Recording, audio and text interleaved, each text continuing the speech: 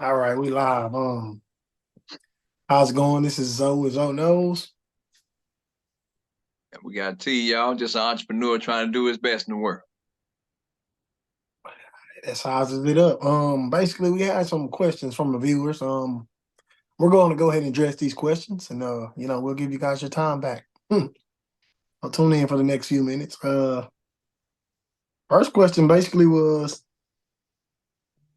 how do they said one was a gentleman. He said, "How do I obtain the energy you guys have?" It's something that has to. Oh, basically, he's asking, how do he obtain the energy that we have? You want to take it first, T? Yeah, Or you for want me sure. Man, when I think about that, man, the first thing I would start with is please know that it's learned behavior, right? I had to do some unlearning on some things and then to make room for new learning, right? Like it was so important, right? So today I'm positive because that's what I focus on, right? Whether it's the music I listen to the TV shows I watch, to the way that I think about myself or the businesses that I represent, or the people that I hang around, right? Like positivity is just in the DNA of everything we do. Now, also be aware that we're not perfect, right? I'm not perfect, right? But in this process of maturity, I raise my standard today, right? So if people want to be around me, or if I'm going to be around those kind of people, we're going to have to meet a standard today. And that's the short answer to my my situation. Okay, and for those who just tuning in, again, we're talking about a question from a male viewer. His question was, how do he obtain the energy that we have? I guess he watched me and T on the Zooms or YouTube. He's a YouTube viewer, but how do he obtain the energy? Honestly, like T said earlier, it's not something that happens overnight. It was something that was, it has to be learned. Something that has to be taught. But I guess I'll stab at the learning part. Comes with an open mind. One thing about anything in life, if you don't have an open mind, you can't get to the root of anything. But again, you have to have an open mind. Be serious about it. Again, positivity is a lifestyle. I have to train. I have to train myself to think outside of my normality. My normal train of thought is negative, and it's every time. Like, I'll give you an example. I used to think to myself. I used to be like, what if one day I hit the lottery? But when you hit the lottery, you had to do A, B, C, or D. Why come you can't just hit the lottery and be, or why come you can't just be successful or do anything? Why does the lottery even have to be involved for you to be successful or happy? That's my way of thinking today. But again, you have to just learn how to transition your mind. So that's the first step. Learn how to transition your mind to accept better, because you're not going to see, think, or experience better until you transition your mind to start to believe better. And we'll go from there. Next question was from a young lady. Again, these are questions from viewers. Second question was, where does your positivity come from? Gotcha. Good question. Good question.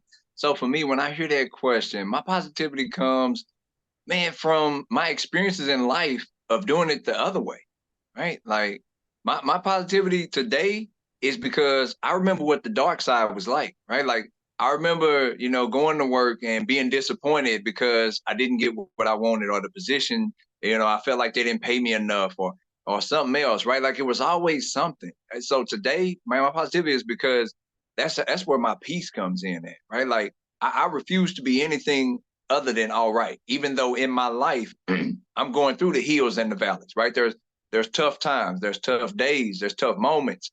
We remember to get there, but we don't stay there, right? Like, and that's just a part of our mentality, as Smith mentioned earlier, man. That's our mentality and our mindset today. Because the thing is, you are what you think you are. That's what he said. Again, those who just not tuning in, the question was, where does your positivity come from? I didn't add on the second part. It's just basically they were saying, meaning I'm different and can never seem to find it. Hmm. But first, I'll answer the question: where does my positivity come from? I'm gonna be honest. I didn't start to be positive. My very first sign of positivity, I started watching Les Brown, and he talked about how the environment that we grow up in.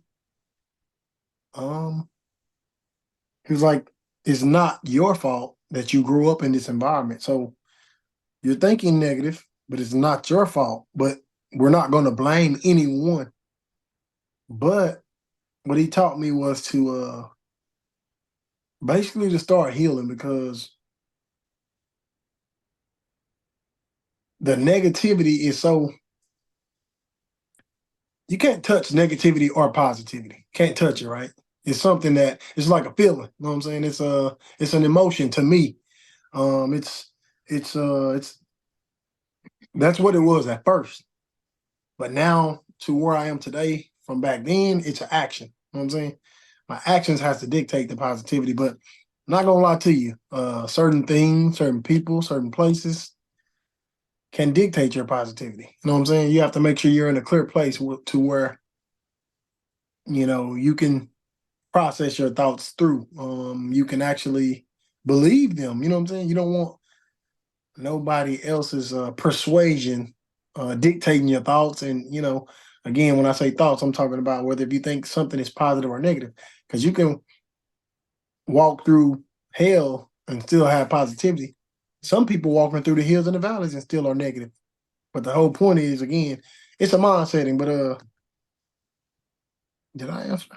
Oh, where does mind come from? Honestly, it just comes from it comes from the opposite. So my positivity comes from the negativity. You know what I'm saying? I feel like it just wasn't for me. You know what I'm saying? I've been walking through the negativity journey for so long. I just feel like I was out of place. And that's what pushed me over into thinking for myself, or wanting better. But, basically that's where my positivity came from, learning and living. The next question was, why are my thoughts never in tune with my mood or my desire? And that's from a female. Why are Got you, my got thoughts never in tune with my mood or my desire? you. Yeah, got you. Man, what's funny, when we began to discuss thoughts, one of the things we came up with is somebody mentioned, hey, I have a hard time controlling my thoughts, right? And I agree. It can be hard, right? To control our thoughts. But what's funny is most of the times the way that we influence them, is based upon the lifestyle that we live, right? Like whether we're talking about dealing with people, if my response to a negative situation is always, no, they ain't gonna get the best of me. I'm gonna show them. I'm gonna get the last word, right? So that when I run into a confrontation, then here I am trying to get the upper leg on you. I either gotta yell you out, right? I gotta cuss you out, or I gotta prove my way some form of fashion, because that's what I've been playing out of my mind. As Alonzo mentioned earlier, it's about also going in line with our upbringing. Like it's what we're accustomed to. When I was growing up, you hit me and I hit you back, right? Like that was just something that we grew up with, right? Like you don't let nobody get the best of you, kind of thing. But as I'm growing and maturing, I want to handle situations different, right? Because remember, we're talking about this thing called maturity in life, and the piece that goes along with that means that you have to do something, right, to dictate that, right? Like it's no longer just going to happen and be a part of it. Like you have to make something happen, right? And with that being said, I just want us to remember that perspective is so important, right? It may feel like somebody's getting the best of you, but I want us to remember what man meant for evil, God meant for good. Okay. Like, but we have to, that's something that we take with us on this journey, right? Yes, people are going to try to manipulate, use, and abuse you. The beautiful part about people who overcome is they still experienced it, but they took all that hurt, that pain, and that trauma and built upon it. Now they can be a light for someone else. And that's what we end up doing here, when we're having our conversations. And for those who want to partner with us, we encourage that, right? Like taking your trauma, your drama, and anything else, right? And using it as a stepping stool, right? So that, yes, I can identify with what you're saying and where you're at. But today I'm matured, right? And I handle things just a little bit different. That's right. That's right. Um, Why are my thoughts never in tune with my mood or my desire? Man, I was trying to think while you was talking and I couldn't. But hmm, I'm gonna go. I guess I'll go ahead and give my answer. Why are my thoughts never in tune with my mood or my desire? So one thing about me, when my thoughts are not in tune with my mood or where I'm trying to go, we have to transition them. You know what I'm saying? You're in control of your thoughts. You're in control of your mood. Um, to answer that, I would just say because a lot of us don't know where we're going. You know what I'm saying? If you don't have give you an example. You're trying to go somewhere, you don't know how to get there. You can't just pull up the GPS. You have to actually put in the destination. So in my head, I don't have a destination, but I'm aiming towards a destination, if that makes sense. Um, so basically, again, you have to have a destination or be striving towards something in order to be headed towards something. What I mean by that is, what are you planning? Like what mood or desires are you heading towards? You have to actually define those first before you can get your thoughts on tune with them. So again, define your desire, where you're trying to go in life. Define your mood, how you feel, and then your thoughts should follow. I don't believe in me following my thoughts. I believe my thoughts follow my direction in life. Oh yeah, I guess that's it. So yeah, uh, last one was how can you determine your real friends? That's a good question. It's a real good question. Man, I tell you what, just for me personally, so my experience in life has been when I begin to understand who I am, right? And what I bring to the table and my value, then I can determine what value I'll let into my circle, right? Like, but I would definitely say first, understand who you are and what you bring, right? Don't let anybody else dictate or decide that for you, because I can't tell you the value that's being brought in if I don't understand my value first, right? So that's the thing that I would say. As I began maturing and growing in life, I began to see like, hey, I bring something to this, right? Like I'm valuable. People not gonna handle me like they used to, right? Either you're gonna respect me, you're gonna respect my time, right? And you're gonna treat me, like a friend, or we're not gonna use that title anymore.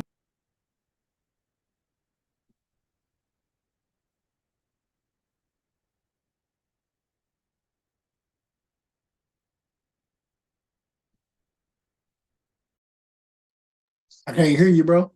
Gotcha. They only call when you Oh, talk. oh, there They you only go.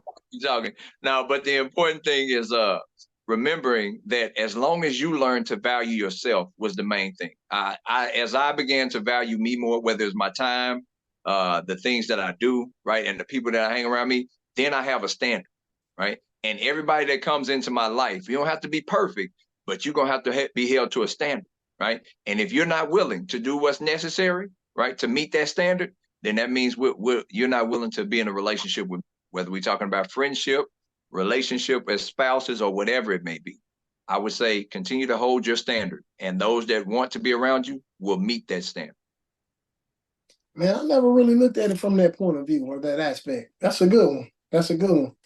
So basically, you determine your friends by your value and your worth, and that dictates everyone else's, right? Yes, sir.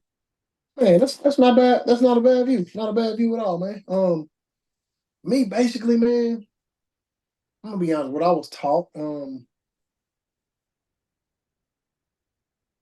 I really wasn't taught anything, as a child or how, coming up. I just know you hang with a certain group of people that I guess allow you to hang with them, quote unquote, allow. But you just hang with certain people, and then you grow up and you call them your friends. But as an adult, I believe my goals, my aspirations, and where I'm headed in life, I guess that would all go, equate to what you just said. But those are what determines my friends. You know, what their goals are. You know, where they trying to go in life. Can I help them? Can they help me? But one thing I can say, you'll never get from someone who's not a friend is hold on for a second.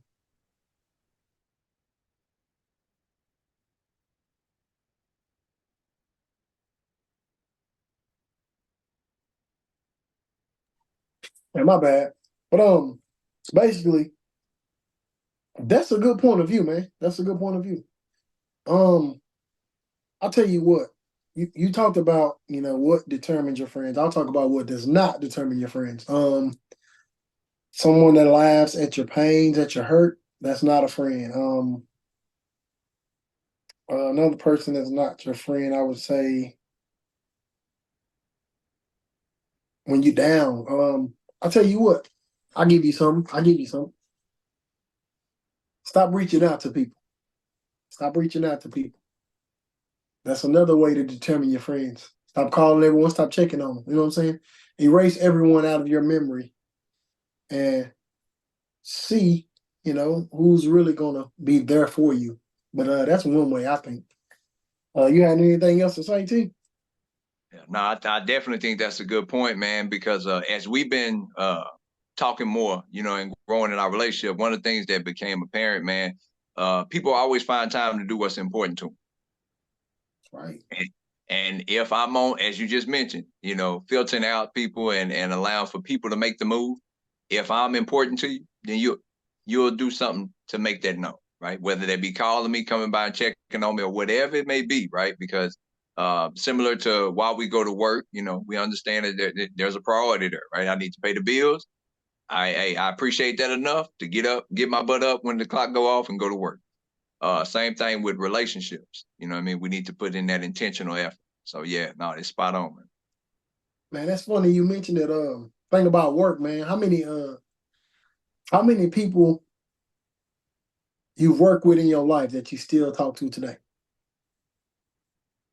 Might be a handful. Maybe a handful, brother. Hey, It may. not a soul over here, man. Not a soul. It's funny. Like I say, you know, them same people that you check up on used to, I guess, used to be there for them. You know what I'm saying? Used to go out your way for people. Stop doing all of that. Stop calling. You know, all of that. See what you get back in return. You know what I'm saying? And that'll determine a lot in your life. But one last thing, man. I forgot. My bad. I skipped the question. But one says, I watched you say when you walk into the room, you can feel the energy. How so?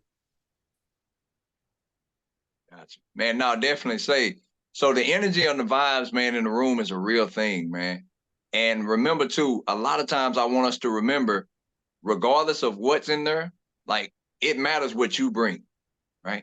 But you can definitely feel the vibes and the energy in the room, man. And the thing is, some people have this preconceived notion of how they view you and how they view situations and circumstances or whatever, and it plays out.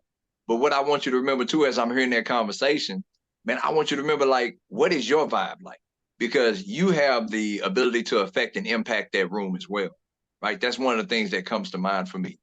But and it's more of a discerning thing too, right? And remember, these are learned behaviors, right? Like these are things that you practice and work on so that when you go into the room, regardless of whether I'm in there with a CEO, CFO, or just Bobby down the street, right? I can learn to read the room and I know that, hey, I bring value to this no matter what. That's just my quick answer on that one. Um, so basically, how do we sense the energy in the room? Honestly, man, like we talk about all the time, when you can genuinely be yourself, you're not gonna be jealous for others. Again, genuinely. Keyword is genuinely. Um, you do things for you and not for others. You don't really have a care in the world other than, you know, your health, your goals, just, you know, the more meaningful things in life. You're not trying to. I get a little deeper. You can sense it when you can sense, you know, the energy in the room when certain topics are not being talked about, or certain topics are being avoided. You could sense the energy in the room when the conversation shifts. Meaning, for those of you who don't know, basically, if it's not about goals, learning, us helping one another, the I would say the necessities in life. If it's just like sports or I don't even want to be in the room no more, man. I don't care about no sports. Not doing nothing for me. But honestly, it's not really a. I don't really have an answer to as to how I sense energy in the room. It's more of a feeling. You know what I'm saying? It's like something that you start feeling a certain type of way. It may be good, it may be bad, but again, you're gonna feel something when you walk into a room full of people. You're gonna feel something. Mainly when everybody start talking. But it doesn't even have to be a lot of people in the room. But when you in tune with yourself, you learn a lot about yourself. And one thing I think helped me with getting to know people and sensing energies in the room is meditation. I'm letting go all of the spirits and all of the negativity that I feel I have on me that's not mine. You know what I'm saying? I'm returning when I meditate. But again, I sense that when I go in the room. I sense again, it's just a feeling. I'm just gonna say that it's a feeling. Make a long story short, it's a feeling. Gotcha. Now, definitely. So, yeah, when I'm hearing that too, I want us to remember when we're entering these rooms, with no matter which room it is, boardroom, school room, whatever it is, you being genuinely and authentically you will prepare you for everything that Smith was just talking about, right? Because what you present, if somebody else is feeding back off of that, you can kind of tell when somebody is being negative, right? Or you can tell when somebody else is being genuine. Just continue to be who you are, right? And you'll be able to kind of understand and be able to dictate what you need to in the space. Other than that, it's just practice, man. It's a learned habit, you know what I mean? And sometimes, as you find yourself in different places, in different circumstances, you find out that some people are for you, some people are not, and you just continue to move through these spaces. That's it. That's it. I don't know if this was a youngster or an older, or an elderly person, but if it was a youngster, basically, the ones that's not for you, man, they're gonna make it. They're gonna let it be known. But again, when we were caught up in the moment, we wasn't able to depict those people, huh, T? Yeah, no, definitely, man. Say, and that's how it goes too. And as we're talking now, maturing. You know what I mean? The experience of going through and seeing like, oh man, they said they were in on the project, but their intentions showed that they really didn't have any momentum or anything that any resource that they were going to put into it, time or any otherwise, right? And things are revealed, right? So that's how it goes. Oh yeah, it'll start to unfold. But again, just hmm, when I look back, again, when you a kid, you just going. You know what I'm saying? You just going. It's hard to keep up. You know what I'm saying? When you're trying to catch up.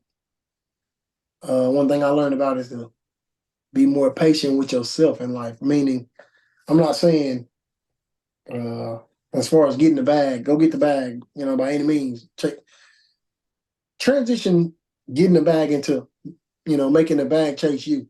That way, you're not always not always to seem like you're always about a dollar, but more of so you're about your business. Meaning, I don't have to be everywhere where everyone's at all the time. You know what I'm saying? Like sit at home with yourself sometimes. Something that I learned as the adult me. You know what I'm saying? To chill, it's best to not be seen. Like if I was to drive home right now, somebody they would be surprised because you know what I'm saying. I don't go home as much as I do, but yeah, just kind of fall back from everything and everyone. Just fall back, and that's gonna tell you a whole lot about people and yourself.